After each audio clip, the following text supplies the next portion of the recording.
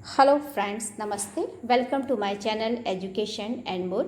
Friends, हम एक भारतीय इतिहास को जानने के साधन के बारे में आप लोगों को बता रहे हैं और हमारा यह वीडियो उन सभी छात्र छात्राओं के लिए उपयोगी है जो कि इतिहास विषय लेकर के UP board, MP board, CBSE board, SSC board, IB board, किसी भी बोर्ड से उन्होंने पढ़ाई कर रहे हो और उन्होंने अपना इतिहास विषय लिया हो तो यह मेरा वीडियो उन सभी छात्र छात्राओं के लिए बहुत उपयोगी होगा। कल के वीडियो में हमने भारतीय इतिहास को जानने के साधन के बारे में चर्चा की थी। उसमें हमने 3 साधन बताए थे: पुरातात्विक स्रोत, साहित्यिक स्रोत एवं विदेशी यात्रियों का विवरण। कल हमने पुरातात्विक स्रोत के बारे में आप लोगों को पढ़ाया है और आज हम आप लोगों को बताएंगे साहित्यिक स्रोत और इसके अंतर्गत क्या क्या आता है। साहित्यिक स्रोत के अंतर्गत धर्म, दर्शन एवं अध्यात्म संबंधी ग्रंथ आते हैं। इनमें सबसे इसके अंतर्गत आते हैं ब्राह्मण है, बौद्ध ग्रंथ है तथा जैन ग्रंथों को सम्मिलित किया जाता है। ब्राह्मण या वैदिक ग्रंथ, वेद इसमें सबसे ज़्यादा सर्वाधिक महत्वपूर्ण ग्रंथ है। इनमें ऋग्वेद सबसे प्राचीन है और अन्य 3 वेद हैं, यजुर्वेद है, सामवेद है तथा अथर्ववेद है। वेदों से हमें आर्यों के राजनीतिक, सामाजिक, आर्थिक एवं धार्मिक जीवन के संबंध में विस्तृत जानकारी मिलती है। इसके अलावा है ब्राह्मण, आरण्यक, वेदांग तथा उपनिषद ग्रंथ। ब्राह्मण ग्रंथों की रचना यज्ञादि आदि को करने के लिए किया गया था कि उनको कैसे किया जाता है, उनकी क्रिया को समझने के उद्देश्य से किया गया था। ब्राह्मण ग्रंथों में वेद मंत्रों का विस्तार, अर्थ, भाष्य, प्रयोग और आख्यान किया जाता है। ब्राह्मण ग्रंथों में ऐतरेय ब्राह्मण, कौशिकी ब्राह्मण, शतपथ ब्राह्मण, पंचविश ब्राह्मण, षड्विश ब्राह्मण तथा गोपथ ब्राह्मण अधिक विख्यात हैं। इन ग्रंथों में गांधार, कैकेयी, कुरु, पांचाल, कौशल तथा विदेह राजाओं का उल्लेख मिलता है। इनमें राजा परीक्षित से लेकर बिंबिसार के काल तक के इतिहास का वर्णन है। और उसके अलावा है सूत्र साहित्य तथा स्मृतियाँ। सूत्र साहित्य को 3 भागों में विभक्त किया गया है। पहला है कल्प सूत्र, दूसरा है गुहा सूत्र तथा तीसरा है धर्म सूत्र। इसमें यज्ञ संबंधी विधि विधानों, कर्मकांडों, राजनीतिक विधियों तथा व्यवहार के विभिन्न पहलुओं की जानकारी मिलती है। और स्मृतियों में आचार्य मनु द्वारा रचित मनुस्मृति का विशिष्ट स्थान है। इनके अतिरिक्त नारद स्मृति, विष्णु स्मृति तथा याज्ञवल्क्य स्मृति भी उल्लेखनीय है। इसके अलावा साहित्यिक स्रोत के अंतर्गत आते हैं पुराण। वैदिक ग्रंथों में पुराणों का विशेष महत्व है। पुराणों की संख्या 18 है, जिनमें विष्णु पुराण, शिव पुराण, ब्रह्मा पुराण, अग्नि पुराण तथा गरुड़ पुराण प्रमुख हैं। इसके अलावा रामायण तथा महाभारत हैं। ये दोनों महाकाव्य भी ऐतिहासिक महत्व के ग्रंथ हैं। इनमें उत्तर वैदिक काल के बाद के राजनीतिक, सामाजिक, आर्थिक तथा धार्मिक जीवन का विस्तृत वर्णन मिलता है। बौद्ध साहित्य के में 3 पिटक होते हैं: त्रिपिटक, जिसमें विनय पिटक, सुक्त पिटक तथा अभिधम्म पिटक।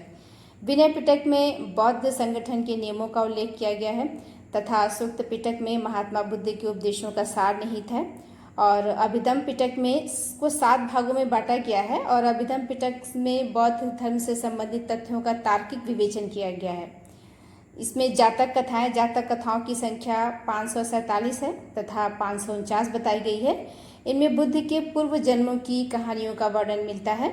इनमें बुद्धकालीन और महात्मा बुद्ध के बाद के समय की आर्थिक, सांस्कृतिक तथा सामाजिक दशा की महत्वपूर्ण जानकारी मिलती है।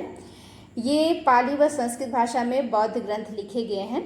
बौद्ध ग्रंथों में दीपवंश और महावंश महाकाव्य का भी अपना अधिक महत्व है, क्योंकि इसमें अनेक शासकों के शासन के संबंधित घटनाओं का विवरण मिलता है।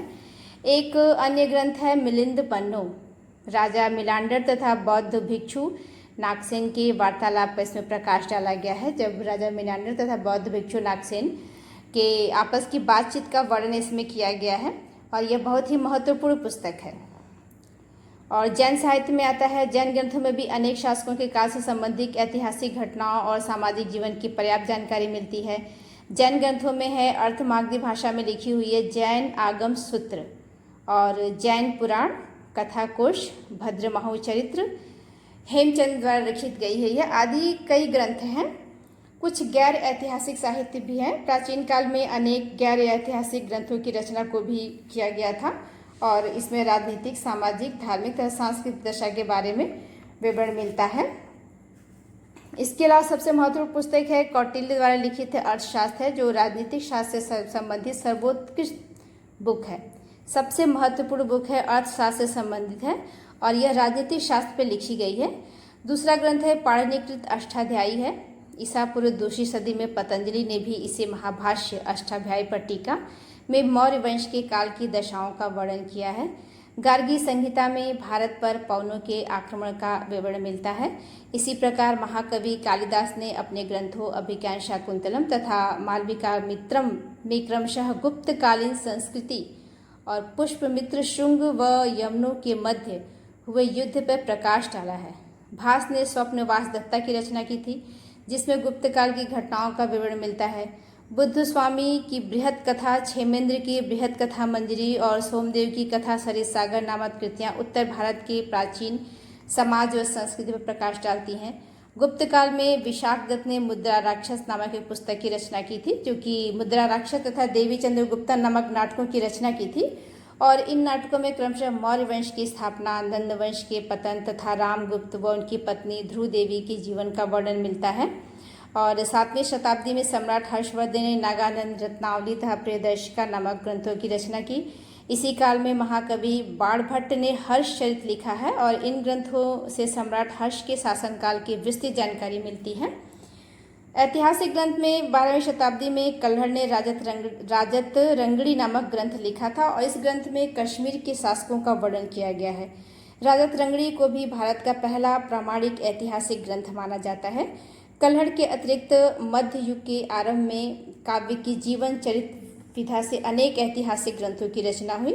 इनमें संध्याकर नंदी द्वारा रचित रामपाल चरित है, जिसमें बंगाल के पाल शासक रामपाल की उपलब्धियों का वर्णन मिलता है। आज का मेरा वीडियो यहीं तक। अगर साहित्यिक स्रोत में आपको कोई डाउट होता है तो कृपया मेरे कमेंट बॉक्स में जाकर के हमसे पूछिए। कल के वीडियो में हम विदेशी यात्रियों के विवरण और उन विदेशी यात्रियों में कौन कौन महत्वपूर्ण है उसके बारे में आप लोगों को बताएंगे। अगर आप लोगों को मेरा वीडियो भारतीय इतिहास को जानने के साधन के बारे में चैनल आपको पसंद आता हो तो कृपया मेरे चैनल को लाइक करें एंड सब्सक्राइब करें। धन्यवाद।